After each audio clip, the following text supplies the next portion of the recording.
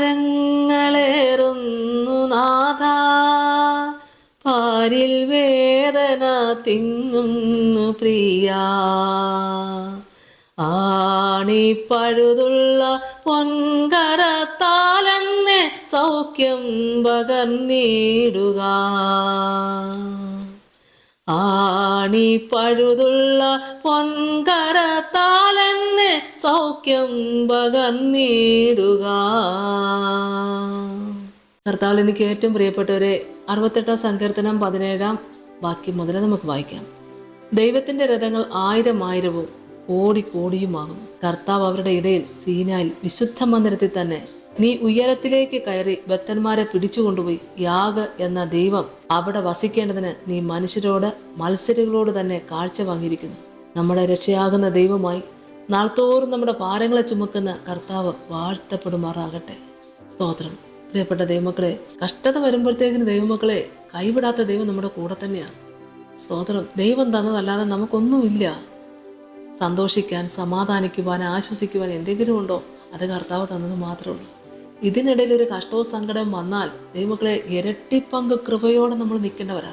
ഇവിടെ വചനം 19 വാക്യം വന്നു, നമ്മുടെ രക്ഷയാകുന്ന ദൈവമായി നാൾത്തോറും നമ്മുടെ ഭാരങ്ങളെ ചുമക്കുന്ന കർത്താവ് വാഴ്ത്തപ്പെടുമാറാകട്ടെ.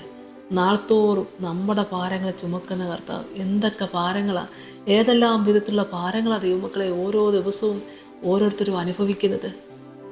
എണ്ണി പറഞ്ഞ് തീർക്കാൻ പറ്റുന്നതാണോ? പറയാൻ പറ്റുന്നതാണോ? മനസ്സുകൊണ്ട് എത്രത്തോളം സങ്കടത്തിലാണ് ഇന്ന് ഈ ശുശ്രൂഷ കൂടുന്നത്.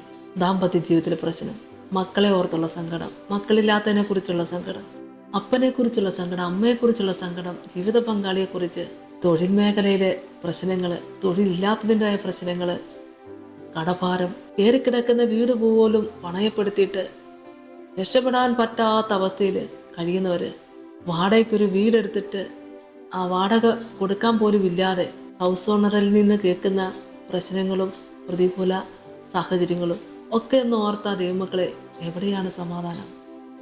എന്നാൽ ദൈവവചനം നമ്മളെ കേൾപ്പിക്കുന്ന ദൈവമക്കളെ ഒന്നിനെക്കുറിച്ച് ഓർത്ത് ഭാരപ്പെടേണ്ട. എന്നാ വലിയ സങ്കടങ്ങളാണെങ്കിലും നമ്മൾ മടുത്തു പോകരുത്, പ്രാർത്ഥിക്കാൻ മടുക്കരുത്. ദൈവസന്നിധിയിൽ നിന്ന് പ്രാർത്ഥിക്കണം.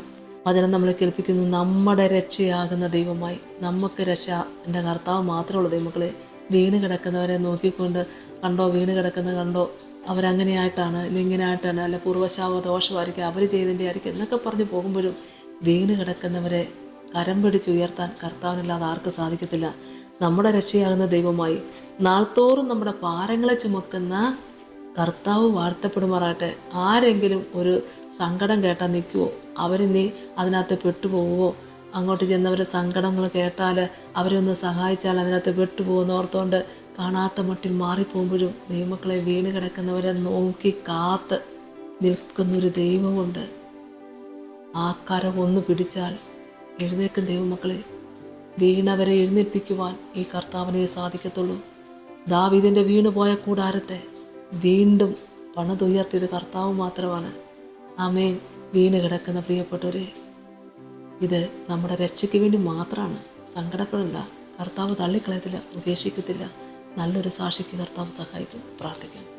സ്തോത്രം. കർത്താവേ, കരുണാസമ്പന്നന്റെ സ്വർഗീയ നല്ല ദൈവമേ, ഏറെ സങ്കടത്തോടെ ഒരുപാട് വേദനയോടെ കടന്നു പോകുന്ന മക്കളെ ദൈവകരങ്ങളിലേക്ക് ഏൽപ്പിക്കുന്നു. കർത്താവെ, സമാധാനം കൊടുക്കണമേ, സന്തോഷം കൊടുക്കണമേ, രോഗാവസ്ഥയിൽ നിന്ന് ഒരു വലിയ വിടുതൽ കൊടുക്കണമേ. കർത്താവെ, ഓരോ ദിവസവും ഓരോരോ പ്രശ്നങ്ങളെ നേരിടുന്ന മക്കളിനകത്തുണ്ട് കർത്താവെ. യേശുവേ സ്തോത്രം. എൻ്റെ കർത്താവെ, ആശുപത്രിയിൽ നിന്ന് വീട്ടിലേക്ക് വരുമ്പോൾ വീട്ടിൽ സമാധാനമില്ലാത്ത അവസ്ഥ എൻ്റെ കർത്താവെ, എൻ്റെ കർത്താവിൻ്റെ കരങ്ങളിലേക്ക് ഏൽപ്പിക്കുക. രോഗികളായിട്ട് കർത്താവെ ഇന്ന് നിൽക്കുന്ന അവസ്ഥയിൽ പ്രാർത്ഥിക്കുന്ന മക്കളെ എല്ലാവരും ഓർത്ത് പ്രാർത്ഥിക്കുന്നു. കർത്താവെ, ഈ സമയത്ത് രോഗികളെ കർത്താവ് ഒന്ന് തൊട്ട് സൗഖ്യമാക്കണേ. ആ ഭവനത്തിൻ്റെ അവസ്ഥയ്ക്കൊരു ഭേദം വരുത്തണേ. കടഭാരത്താൽ കർത്താവെ കഷ്ടത അനുഭവിക്കുന്ന മക്കൾ എൻ്റെ കർത്താവെ, വേഗത്തിൽ നിന്റെ മക്കൾക്ക് വേണ്ടി ഒരു സഹായം അയച്ച് ദൈവം അനുഗ്രഹിക്കണമേ.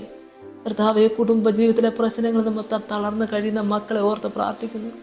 ക്ഷമിക്കാനും സ്നേഹിക്കാനും സഹിക്കാനും പൊറുക്കാനും ഏത് പ്രശ്നം വന്നാലും കൂടെ നിൽക്കാനും എല്ലാവരെയും കർത്താവ് ഒരുക്കിക്കൊണ്ട് എല്ലാവരെയും ദൈവം അനുഗ്രഹിക്കണമേ എന്ന് പ്രാർത്ഥിക്കുന്നപ്പ ഒരു ഭവനത്തെ നേരിടുന്ന എല്ലാ പ്രശ്നങ്ങളും അതേ കർത്താവെ ഇന്ന് ദൈവസന്നിധിയിലേക്ക് സമർപ്പിച്ചുകൊണ്ട് പ്രാർത്ഥിക്കുന്ന മക്കളെ പ്രത്യേകമായി കരങ്ങളിലേക്ക് ഏൽപ്പിക്കുക കർത്താവേ.